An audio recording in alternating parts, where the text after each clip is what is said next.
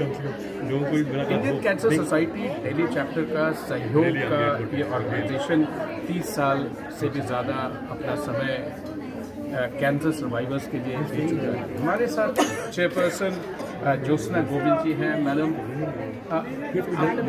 आपने बात अपने छोटे से उद्बोधन में कहा कि 30 साल पहले आज का कैंसर सर्वाइवर्स है जो पॉजिटिविटी और positive story it was more sober the word that you used 30 years back.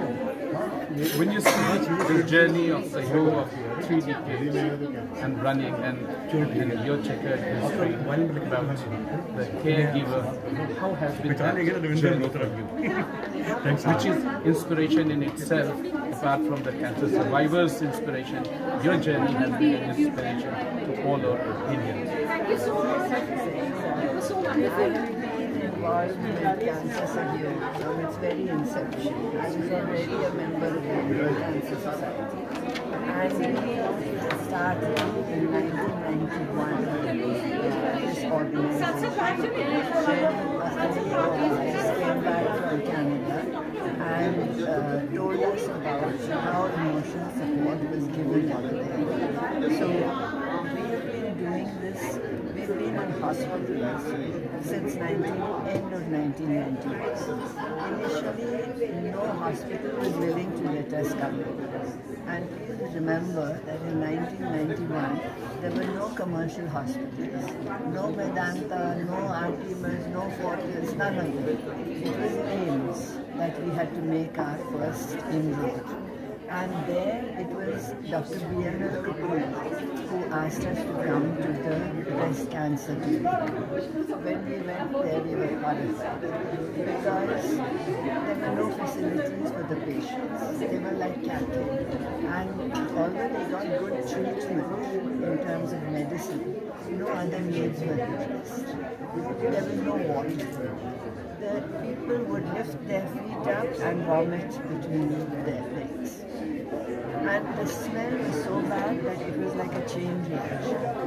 There were no curtains around the beds. The very next week when we went back, we took curtains, we took water bottles. We had gone to one of the big airlines and got their air sickness bags. And we gave one to every patient there, saying, don't vomit like this. If you need water, we've got water for you. If you need anything, you let us know, we will give it. So just the fact of our being there made a difference. The other thing was, we stood or sat next to a patient getting chemotherapy. They would be so frightened. But if you put our hand on their forehead, just stroke very gently, they would literally relax under your hand. Those were the hands of God, if I may use the word, but I know you are so generous, you don't want that to say. But how has been the journey since then for Sahyog and Indian Cancer Society since then? I know it is painful, but it is message must go out. It's for people to stand with you, to stand with cancer survivor, and also for the benefit of the larger audience. I think our cancer survivors were very, very brave. They were fearful for themselves. They still came to the clinics, despite all the discomforts.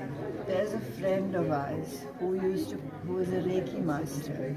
She used to come and sit on that dirty floor, take the patient's feet in her lap and do Reiki. That doesn't come from an ordinary person. That comes from someone with a lot of heart. All our survivors have contributed in 100 ways. And as doctors began to see how their patients relaxed, how they started to take their treatment better, we started getting invited to different hospitals. Rajiv Gandhi Cancer Institute has always been supportive of us. It was part of Indian Cancer Society before we created a new entity and a new hospital.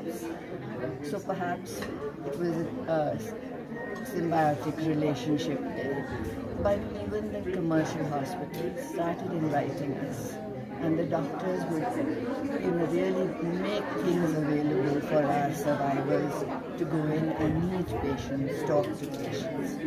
Commercial hospitals have many facilities, but over the years, government hospitals have come up to that stage. Ma'am, should I say you're 80 years young, or should I say 3 decades and more that you have put in the service? What would you say to the public at large, to caregivers for the tireless job that they must have done over the period that you may have met, the doctors you may have met, and your own commitment to the cause? To the doctors, I can't give enough thanks. We don't have doctors as our own members. But any time we have gone to any doctor and said, please educate us, come and do a session with us, they have come. They have talked to us. Vineet Talwar, who was one of our speakers today, has held lectures for us. Sudeep Raina has done the same. So we are learning from the doctors all the time. And the doctors are also being sensitized by us, because our members are former patients, they are survivors, and the patient's voice is very important. As for caregivers, they are the forgotten people. The patient needs the doctor needs the patient. And both forget that they are not going to be in that close relationship forever. They have to go back home. They have to rely on that caregiver for regular care. That caregiver suffers in many ways much more than even the patient does. They have to find the money.